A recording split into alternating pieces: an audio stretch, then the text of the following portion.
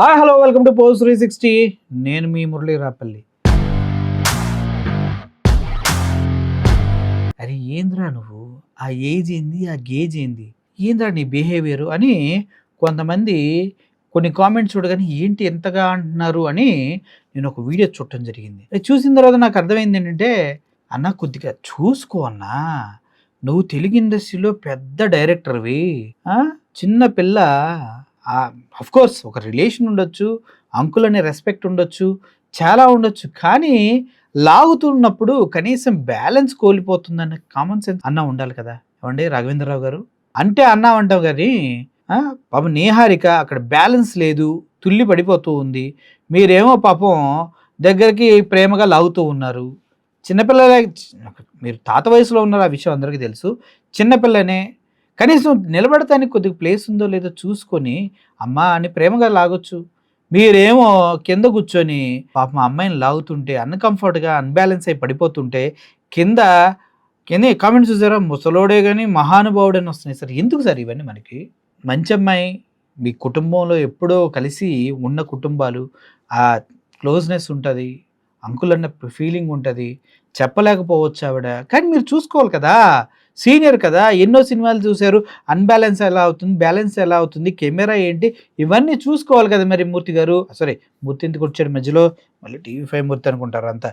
మా మూర్తి ఏం కాదండి, మీరే చూడండి ఒకసారి ఈ వీడియో. మీరు చెప్పండి, నిహారిక అన్బ్యాలెన్స్గా ఉందా లేదా? చిరంజీవి గారి కూతురు, సరే నాగబాబు గారి కూతురు అన్బ్యాలెన్స్డ్ అవుతుందా లేదా?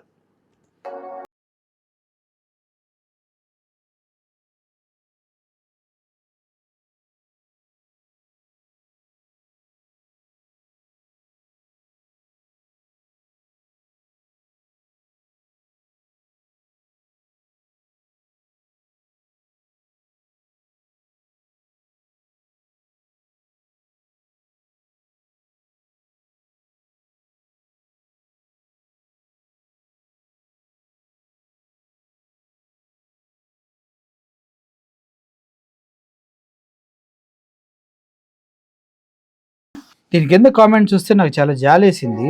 ఎంత హార్డ్గా ఉన్నాయండి కామెంట్స్. ముసలాడే కానీ మహానుభావుడు, ఈ వయసులో అని ఏందా కామెంట్స్? బ్రదర్, వాళ్ళు మంచి రిలేషన్లో ఉంటారు, మంచి కుటుంబం వాళ్ళది. రాఘవేంద్రరావు గారికి చిన్నప్పటి నుంచి నిహారికని ఎత్తుకొని ఉంటారు. ఆయన ఏంటంటే కూర్చున్నారు ప్రేమగా తాకి నుంచి అన్బ్యాలెన్స్ అయి ఉండొచ్చు. కానీ అది ఆయన గమనించాలి, ఎందుకంటే పెద్ద వ్యక్తిగా గమనించాల్సిన రెస్పాన్సిబిలిటీ ఉంది. కానీ ఆయన ఏదో అలా చేసినంత మాత్రాన మీరంతా కింద కామెంట్స్లో తప్పుగా పెడుతున్న మాత్రం తప్పు. నేను దీన్ని పూర్తి స్థాయిలో ఖండిస్తూ ఉన్నా.